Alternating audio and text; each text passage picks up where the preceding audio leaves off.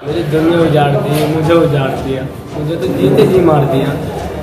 और कहाँ जाऊँ, मेरे लिए तो कोई जगह नहीं। मैं अपने घर जा रहा हूँ, सामान लेगा अपना। मेरी दुनिया उजड़ गई, मेरी बीवी बच्चों को मार दिया, अब मेरा यहाँ क्या बचा है।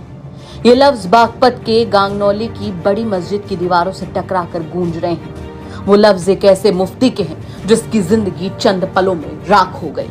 बागपत के इस छोटे से गांव में जो हुआ उसने हर इंसान को अंदर तक दहला कर रख दिया। दरअसल थाना दोघट क्षेत्र के गांगनौली गांव की बड़ी मस्जिद में रहने वाले मुफ्ती इब्राहिम, जो कि मूल रूप से शामली जिले के सुन्ना गांव के रहने वाले हैं, पिछले 4 साल से इस मस्जिद में तालीम दे रहे थे। मस्जिद के नीचे के बरामदे में बच्चों को कुरान की तालीम देते और ऊपर के कमरे में अपनी बीवी इसराना और 2 नन्ही बेटियों के साथ रहते थे। घर में सुकून था, अल्लाह का नाम था। लेकिन 11 अक्टूबर 2025 की वो शाम जो उनके लिए कयामत की रात बन गई। उन्हीं से कुरान पढ़ने वाले 2 नाबालिग छात्रों ने गुनाह की वो सारी हदें पार कर दी जिसकी कोई कभी कल्पना भी नहीं कर सकता। महज इस बात से नाराज होकर के मुफ्ती और उनकी बीवी ने उन्हें पढ़ाई में लापरवाही करने पर डांटा और पिटाई की, जिसके चलते दोनों नाबालिग छात्रों ने खौफनाक साजिश रच डाली। मौका पाकर उन्होंने मुफ्ती की अनुपस्थिति में घर में घुसकर उनकी पत्नी और 2 बेटियों की बेरहमी से हत्या कर दी। खून से सनी दीवारें और फर्श पर बिखरे खून के बीच 3 बेजान लाशें पड़ी थीं, एक मां और उसकी 2 नन्ही बेटियां। पूरा गांव इस घटना से सन्न रह गया।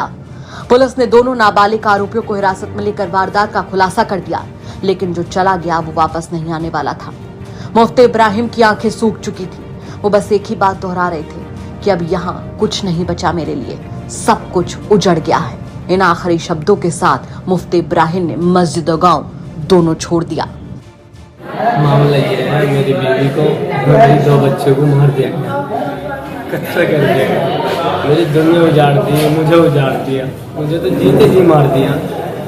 और कहाँ जाऊँ, मेरे लिए तो कोई जगह नहीं। मैं अपने घर जा रहा हूँ, सामान लेगा अपना। क्या करूँगा? कहाँ के निवासी हैं? मैं सुनने का रहने वाला हूँ। अपनी टूटी हुई जिंदगी के टुकड़ों को समेटते हुए वो वापस अपने मूल गांव सुन्ना, जो कि शामली में पड़ता है, वहां लौट गए। गांव के लोग बताते हैं कि जाते वक्त उन्होंने बस इतना कहा कि जहां मेरी बीवी बच्चों का खून बहा वो अब वहां पर नहीं रह सकते।